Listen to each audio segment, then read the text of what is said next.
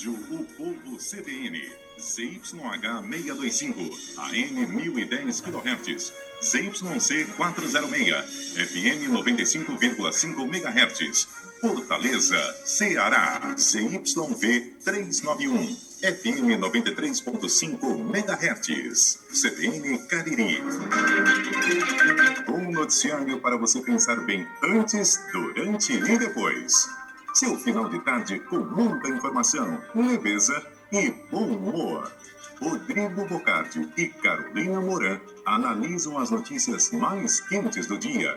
Ponto Final CBN, um programa descontraídamente sério. De segunda a sexta, a partir das 5 da tarde.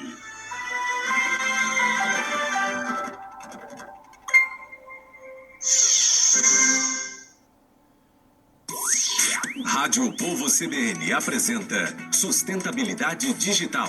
Apoio Wirelink, o backbone mais moderno do Brasil. Apresentação Maísa Vasconcelos. 3h03. Olá, boa tarde. Bem-vindos ao Sustentabilidade Digital desta terça-feira, 18 de maio de 2021. Tudo bem com você?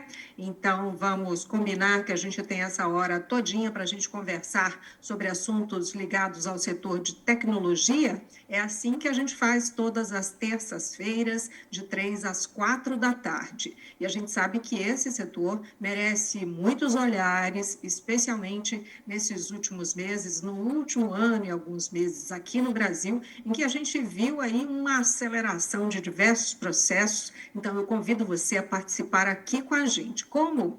Simples demais. Você pode participar enviando seu comentário, vendo aqui as imagens do programa pelo Facebook, na página da Rádio O Povo CBN, também na página do O Povo Online. Sempre que você entrar, você vai lá onde tem o vídeo ao vivo, que aí você acompanha o programa que está no ar no momento, tá? Dentro da nossa rede de programação local aqui da Rádio O Povo CBN.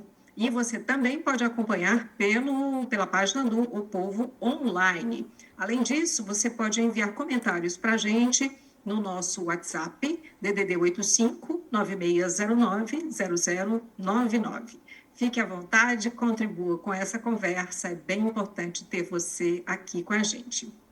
A gente hoje vai conversar sobre transformação digital, vai falar aqui num termo chamado histeria coletiva, partindo de um diagnóstico aqui do nosso convidado. Será que a gente está vivendo um momento de histeria coletiva? O que se faz, né, para sair disso? É com inovação, é com tecnologia?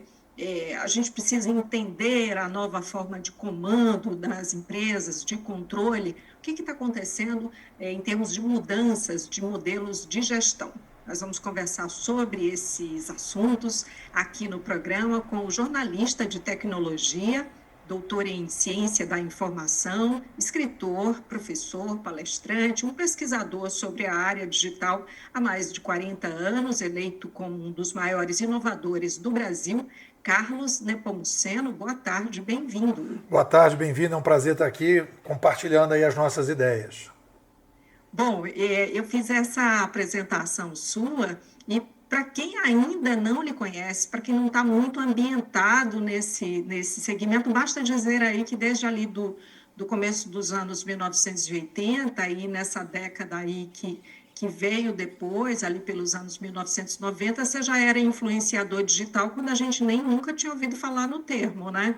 Eu comecei a trabalhar com tecnologia, com jornalismo, né, de tecnologia. Fui da primeira equipe do primeiro jornal de informática do Brasil, que era o Data News, e depois venho acompanhando aí o setor desde 1983, mais ou menos, e em 1993 comecei a trabalhar com internet, quando na época não se chamava nem internet ainda, se chamava rede de longa distância. E depois de um período, montei minha empresa, tenho mais de 500 clientes em que eu apoiei aí para compreender e agir diante do digital. Eu fui convidado para dar aula, adorei a brincadeira e comecei então a estudar e produzir livros. Escrevi meu primeiro livro com o professor Marcos Cavalcante Conhecimento em Rede, 2006. Depois eu escrevi o livro Gestão 3.0 em 2013. Depois, o 2018, Administração 3.0. E agora, com os meus alunos, escrevi o Civilização 2.0. E olha só o subtítulo. Porque estamos sendo obrigados a imitar as formigas. A gente vai falar disso. Sem dúvida. Vamos falar assim, mas eu queria começar com esse termo aí, né, que chama bastante a atenção, que é o histeria coletiva diante do digital. Você faz um diagnóstico, né, de que existe hoje a maior mudança administrativa da história, né, com as plataformas digitais, e que há uma histeria coletiva diante do digital. O que é essa histeria coletiva? Bom, histeria é um termo que a gente usa, né, para quando você tem uma determinada situação que você não sabe o que fazer e você então começa num processo não reflexivo para como lidar com aquilo e você começa com um processo extremamente emocional. Aí você começa a gerar emoção em cima de emoção e você vai tendo dificuldade de compreender o que realmente está acontecendo. Então, a gente faz esse diagnóstico da histeria coletiva porque nós estamos vivendo hoje, Maísa, um fenômeno social recorrente. O que quer dizer isso? A internet não é a primeira vez que nós temos mudanças de mídia na sociedade. Sim. Mudanças de mídia na sociedade são fenômenos muito raros. Vou listar para você e para os ouvintes os momentos que nós tivemos essas mudanças. Então vamos lá. Começamos a gesticular, passamos a falar, passamos a escrever em duas etapas, a escrita manuscrita, depois a escrita impressa, e agora nós estamos entrando no mundo digital. A gente poderia até dizer também que passamos por alguma coisa ali no rádio da televisão, né? Mas não tão disruptivamente como nós tivemos essas passagens. Então, o que acontece nesses momentos? E tem um espaço de tempo longo, né, dessa e aí que tá, essa passagem da escrita, né, impressa para cá. Às vezes, milhares de anos. Então, o que acontece? Nós estamos vivendo um fenômeno social recorrente que a gente chama de macro-histórico. Então, normalmente, o ser humano vive na super micro-história. O que eu vou fazer hoje, essa semana, no máximo, esse mês? Isso é a super micro-história. Depois você tem a micro-história, que é o ano, 2 anos, 3 anos. Depois você tem a meso-história, que já está falando de décadas e séculos. E a macro-história é uma análise que sempre de séculos e milênios. Então, a primeira grande dificuldade é que é normal que as pessoas lidem com fenômenos super micro-históricos ou micro-históricos. E a gente está vivendo um fenômeno que é macro-histórico. Quando a gente olha para trás, a gente vai ver que, por exemplo, quando chega ali a oralidade, o ser humano era uma espécie nômade. Olha só que interessante, Maísa. Nós éramos nômades porque a gente corria atrás de comida. Quando a gente começa a falar, a gente sofistica a linguagem, permite que uma geração passe para outra informações, e aí a gente passa a plantar e a domesticar os animais, e com isso a gente pôde parar, criar as aldeias, ir para as aldeias, porque a gente pôde criar a agricultura e a domesticação dos animais. A gente deixou de ser nômade por causa da chegada da oralidade. Isso aparece no livro do Harari, logo no início, aquele livro Sapiens, ele vai falar dessa mudança no início, em que a gente deixa de ser nômade e passa para as aldeias. Então, eu quero mostrar para você a importância das mudanças sociais, da civilização, na chegada de uma nova mídia. A gente vai, por exemplo, se a gente for um pouco mais para frente, muita gente aqui deve ser cristão, né, evangélico, católico, e as pessoas às vezes não se tocam que a palavra Bíblia, eu faço essa pergunta em sala de aula, em palestra, a maior parte das pessoas não sabem que Bíblia vem de livro. bibliografia, biblioteca. Então, a religião monoteísta e a expansão da religião monoteísta do próprio cristianismo só foi possível por causa do livro. O livro escrito, na época não impresso, escrito. E aí quando a gente vai pegar mais adiante na escrita impressa, em 1450, você vai ver que lá em 1500 você imprime pela primeira vez a Bíblia. E aí Lutero traduz a Bíblia e você então cria todo um movimento de questionamento da Igreja Católica pelos protestantes. E aí você tem uma outra grande mudança na sociedade, que é o surgimento do livre mercado, da República, que começa ali em 1450. Então, o que a gente tem que ver? As pessoas às vezes estão falando agora na pandemia que a gente está vivendo, Maísa, o novo normal. E eu brinco dizendo o seguinte, o novo normal da pandemia vai ser pequenininho do novo normalzão que nós estamos assistindo e a gente já está percebendo, um novo normalzão, que é a expansão da revolução midiática civilizacional digital. Esse é o nome que a gente dá. Então, nós estamos vivendo um fenômeno macrohistórico e esse fenômeno macrohistórico, em particular o digital, é o mais disruptivo de todas as revoluções de mídia que nós já fizemos. Portanto, é bastante natural que haja um desconforto por conta das acomodações todas que estão em curso, né? São poucos anos, poucas décadas, né, desde o início, né, dessa transformação. No entanto, de modo acelerado, como a gente está vendo, tem poucos anos, né, Carlos? A gente chama essa mudança, a gente deu um apelido aqui de uma mudança DRED, D-R-E-D. Ela é disruptiva, rápida, estrutural e desconhecida. Vou repetir. Eu vou anotar, pera, que eu sou uma aluna lenta. Então vamos lá. Disruptiva, rápida, estrutural e desconhecida. Vamos comparar isso com a pandemia? A pandemia é uma mudança radical. Ela não é disruptiva, porque ela muda muita coisa, mas ela não altera profundamente a espécie. Você vai ver que a revolução midiática civilizacional digital altera. Ela é rápida, a pandemia foi rápida, mas ela não é estrutural.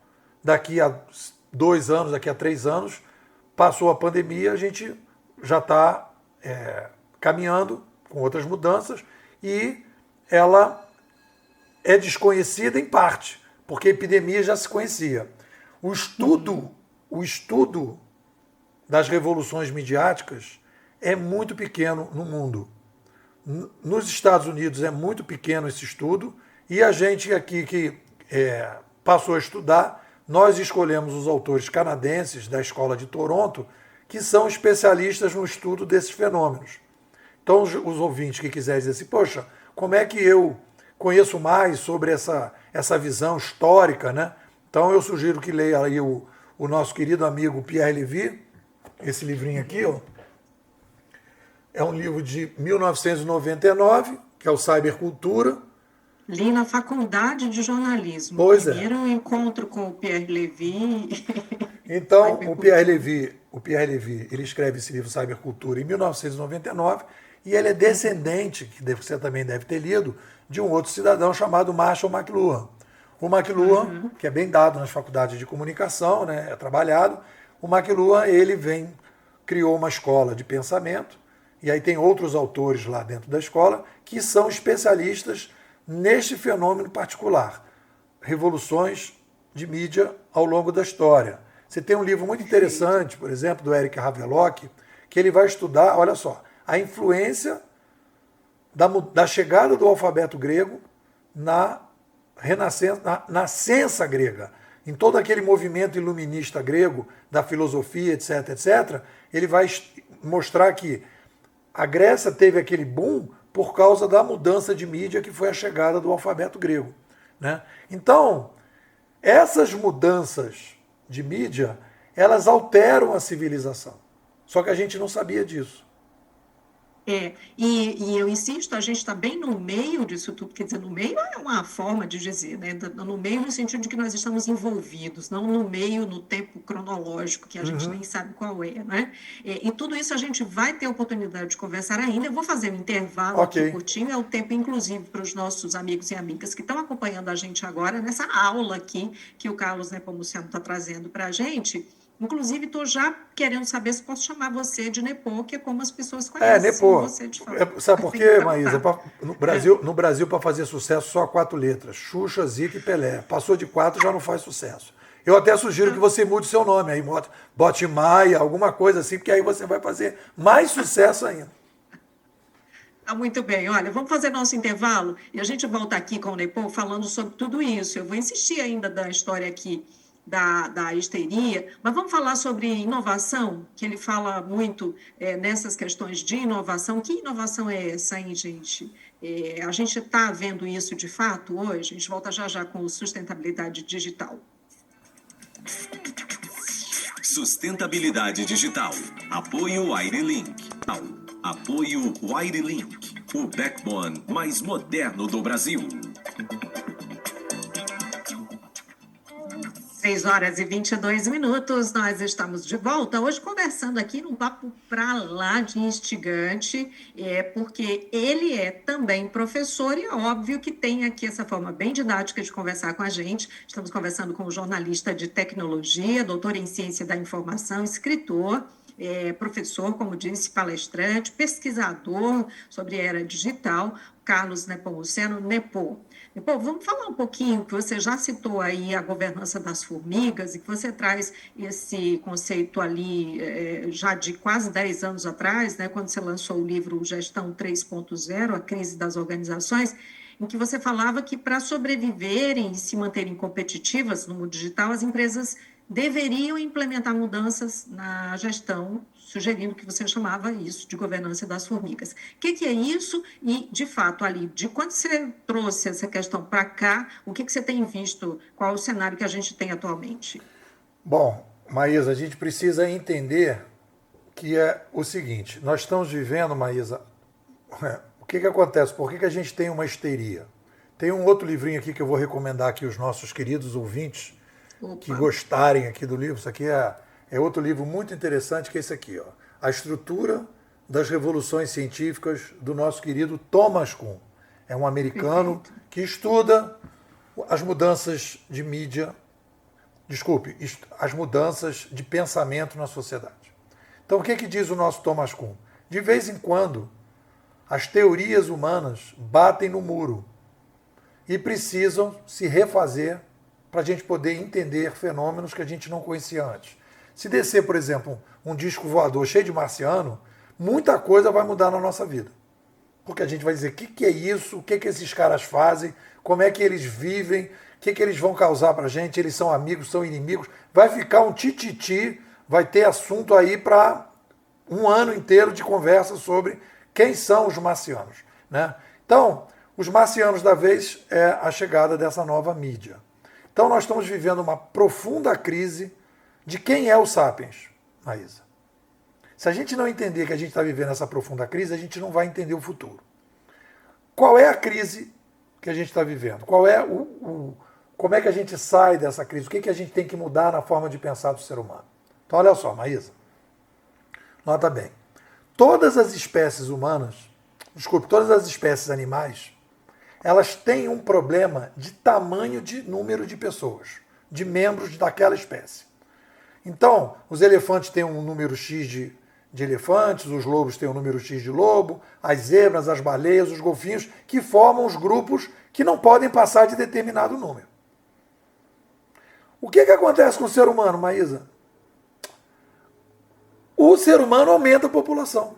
Vamos pegar a população de 1800, nós tínhamos 1 bilhão de pessoas, nós passamos para 8 em 220 anos. O Brasil tinha 30 milhões de habitantes e nós saímos para 210. Se você pegar aí o Ceará, certamente você teve um crescimento por aí de 7 vezes. Se você pegar Fortaleza, você deve ter tido aí também um crescimento de 7 para mais. Então, o que acontece? Quando nós aumentamos a população, Maísa, olha só, Quando nós aumentamos a população, nós somos obrigados a melhorar a forma que a gente se comunica. Faz sentido isso? Faz sentido. E outras coisas mais, né? E a partir do Obviamente. momento que você melhora a forma de comunicação, você tem a possibilidade de criar uma nova forma de sobreviver. Então, pensa bem, olha só como é que o ser humano é diferente do que a gente imaginava. Nós somos uma espécie que cresce demograficamente, que de tempos em tempos precisa refazer o modelo de comunicação e refazer o modelo de administração. E a gente está vivendo isso agora.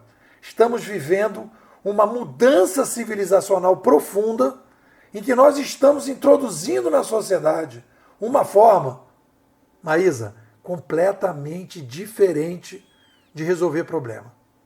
E aí a gente começa a ver a proximidade que a gente começa a ter com as formigas. E aí então a gente tem, nesse processo de mudança da sociedade, um impacto muito grande nas pessoas. Porque toda a estrutura da sociedade hoje, tudo que a gente tem na sociedade hoje, existe uma ordem que se beneficia dessa ordem.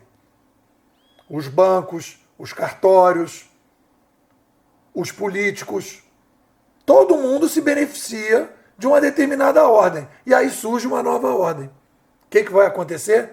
Nós estamos assistindo isso. Um embate entre duas ordens. Uma ordem que é a ordem antes do digital e uma nova ordem pós-digital.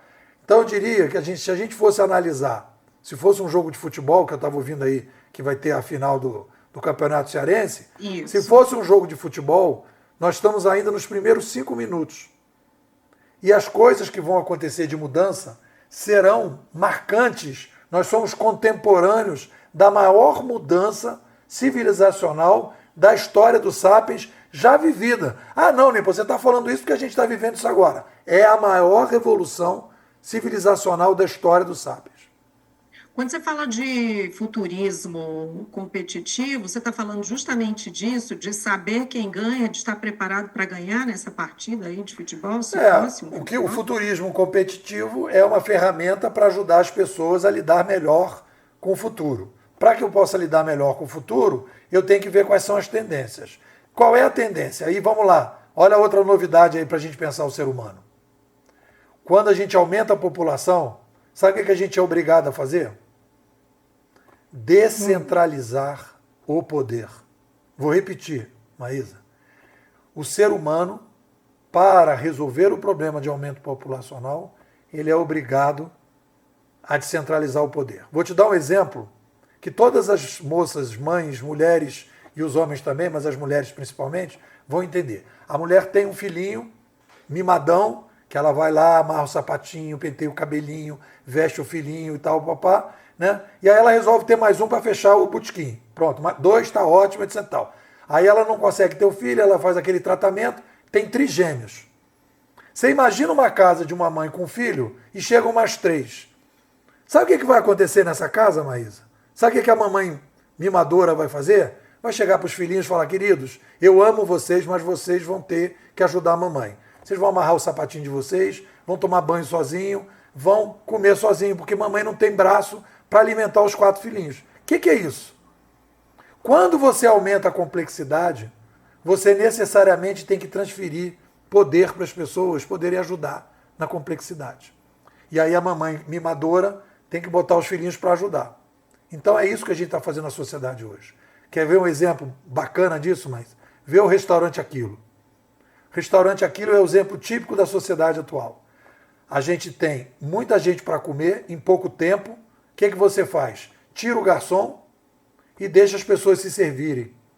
E aí as pessoas pegam um prato, se servem, pegam às vezes até o refrigerante, o mate, a água, depois vão lá pagar a conta. O que você fez aí?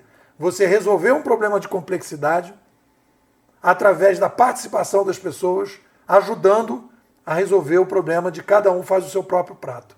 É esse o mundo que a gente está caminhando. Descentralização de poder. Quando você fala dessa descentralização de poder, isso trazendo para as organizações de uma maneira assim prática, né, um modelo prático que a gente possa visualizar, você colocou aí diversos exemplos, metáforas inclusive, Mas o que seria um modelo de gestão, por exemplo, que se possa visualizar isso, de maior autonomia, de descentralização, enfim? É o que as pessoas vão para as palestras, falam, mas não entendem. As pessoas falam, a maior empresa de mobilidade não tem carro. A maior empresa de aluguel de apartamento, que é o Airbnb, no outro é o Uber, né? Não tem apartamento. O Mercado Livre não tem uma loja, cada um faz lá. Então, o que você vai assistir de todas essas empresas novas que estão gerando valor? Você teve uma descentralização do controle, olha aí, Maísa, a descentralização do controle de qualidade. Você transferiu o controle de qualidade para o usuário.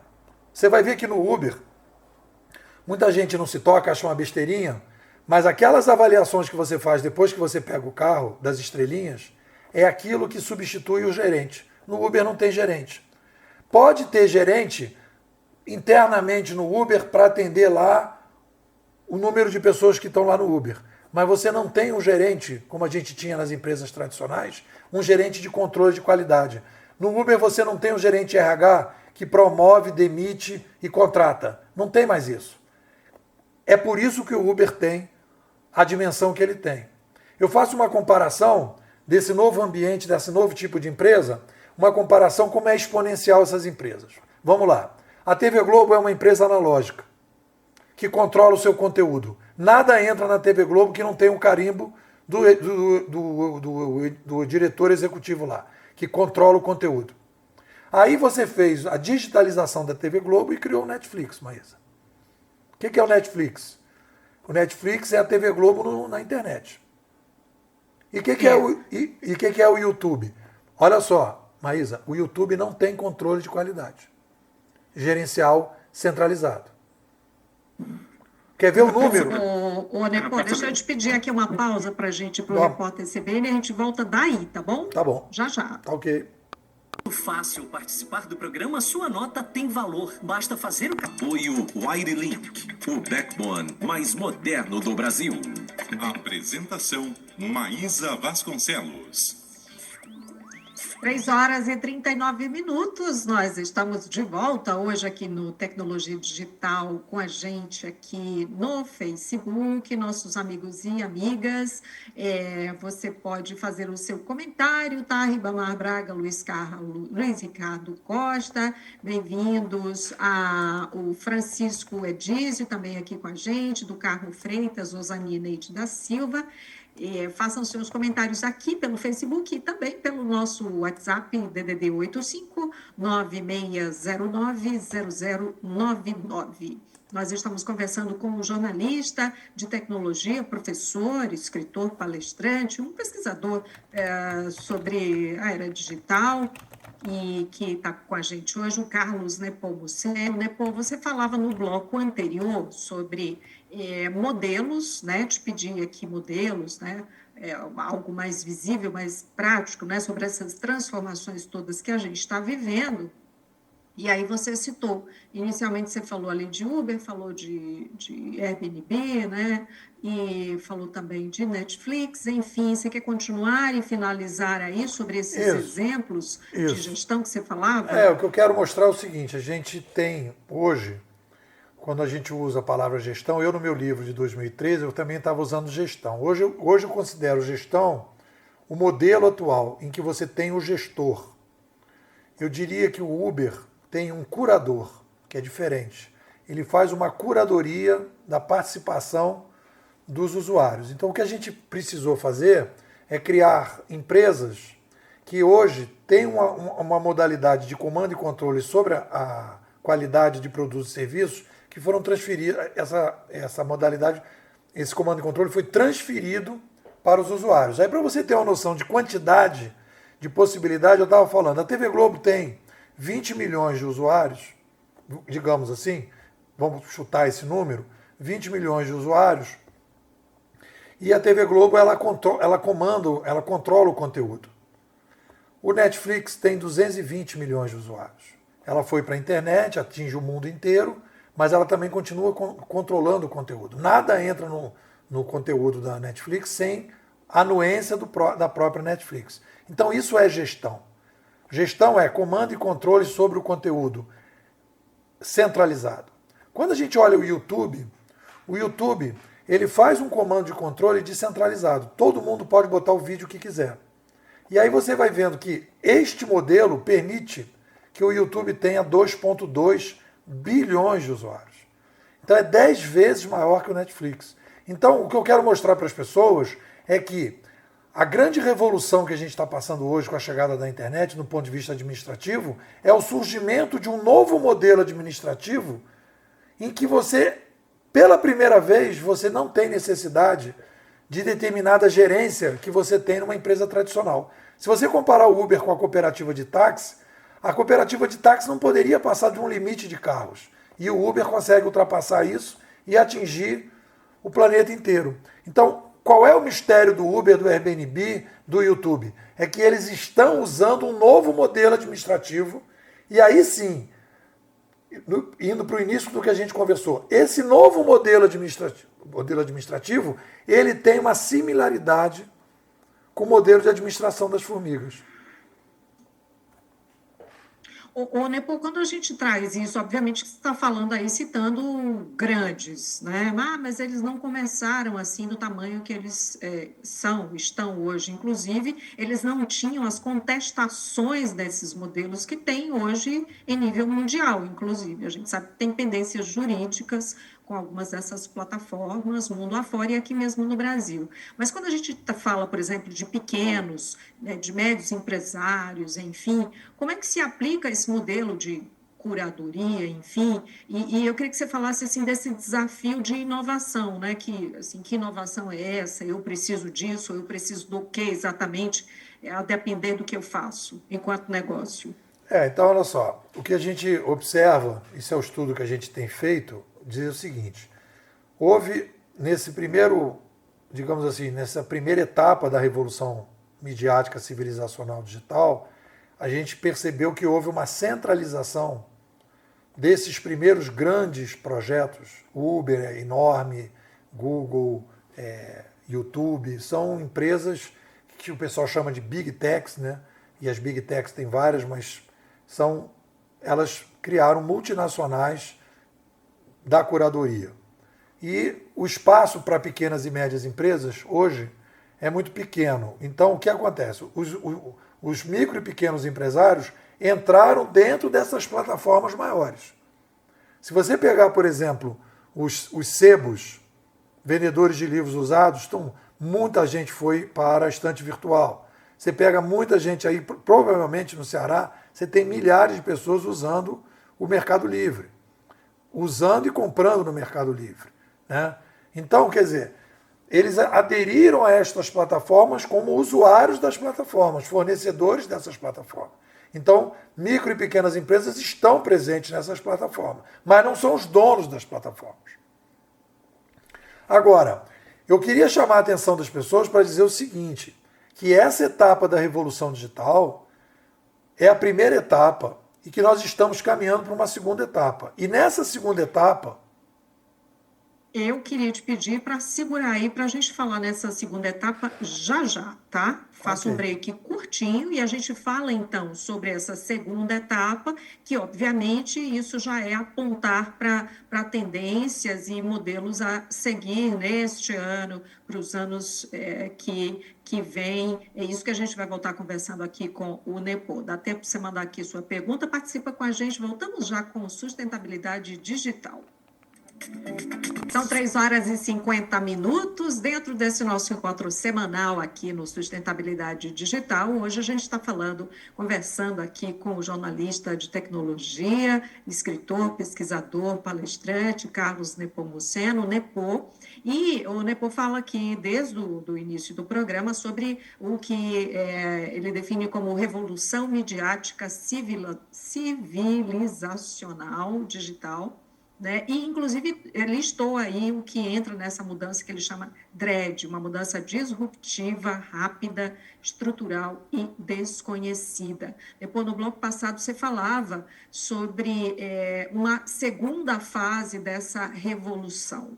O que temos aí no seu entendimento nessa segunda fase? Então, assim, a gente estava falando dos pequenos empresários, então, as pessoas têm que ter compreensão que a gente está vivendo, nós estamos diante de um novo modelo administrativo.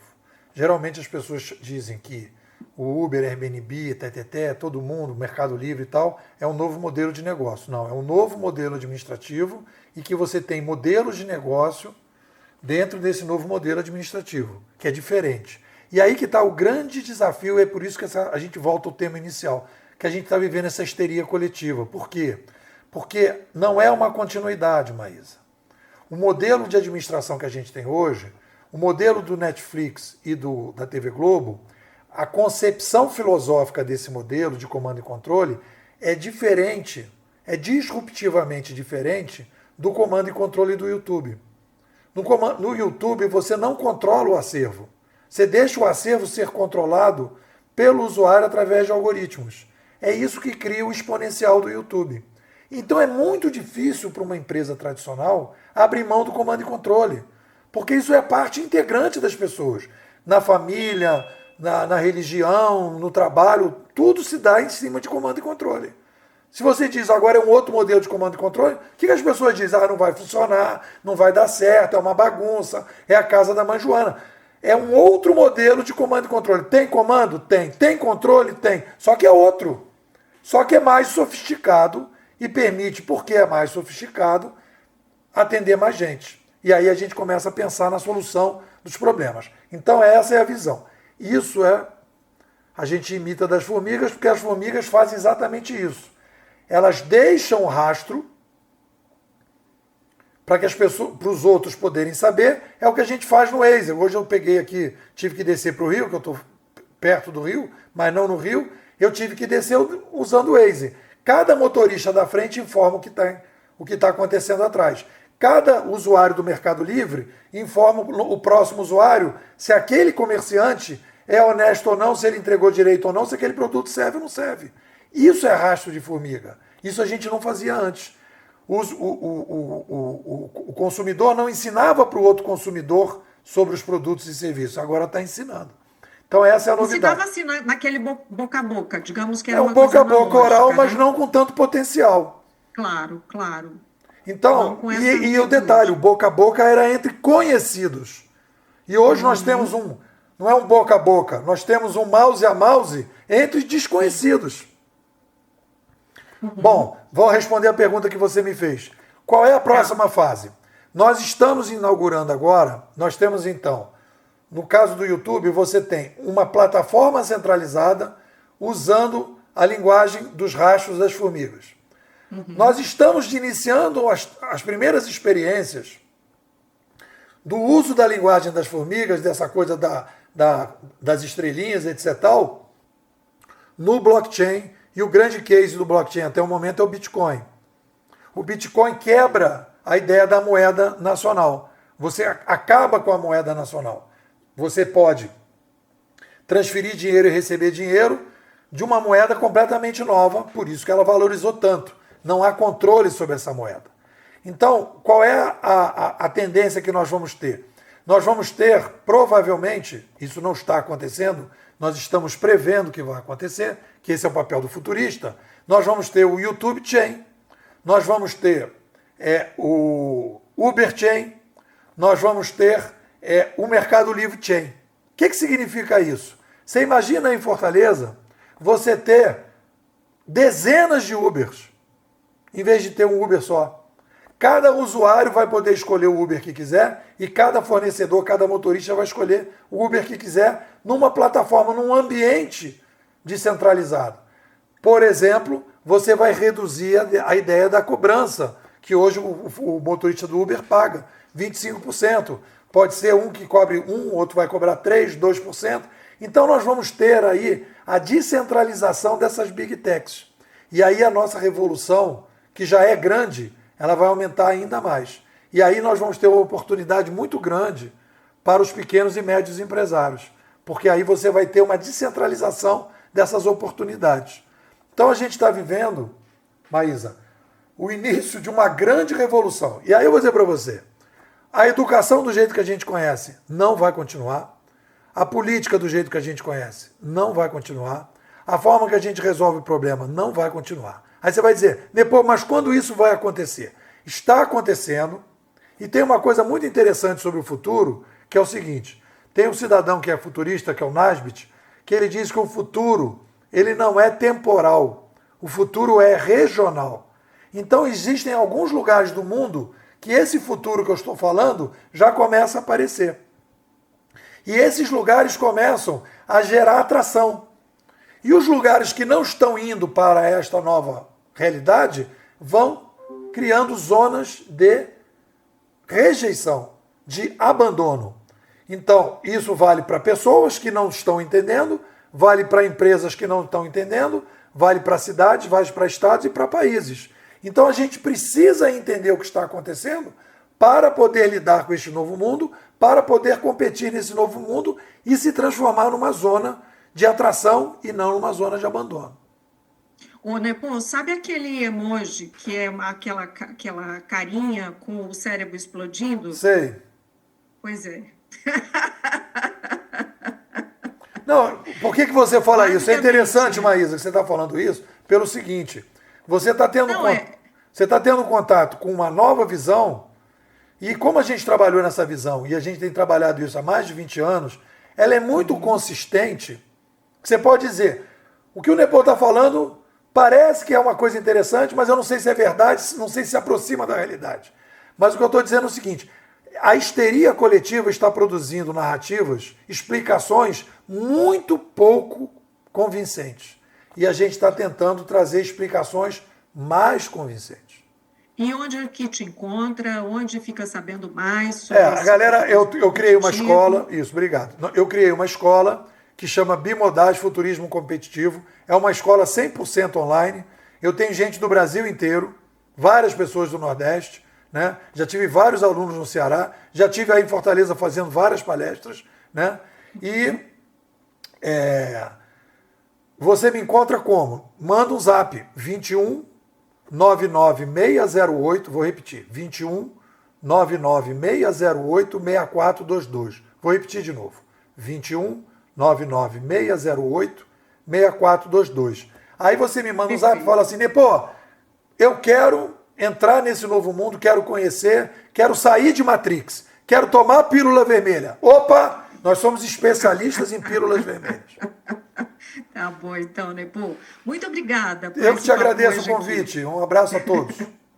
Um abraço. Nós conversamos com o Carlos Nepomuceno, essa figura, o Nepô, que você fica sabendo mais, assim, através desses canais que ele falou. O Sustentabilidade Digital fica por aqui. Nós voltamos na próxima terça-feira. Tivemos no áudio Adalto Rosa, produção Letícia Lopes e Jefferson Salles, direção de jornalismo Jocélio Leal.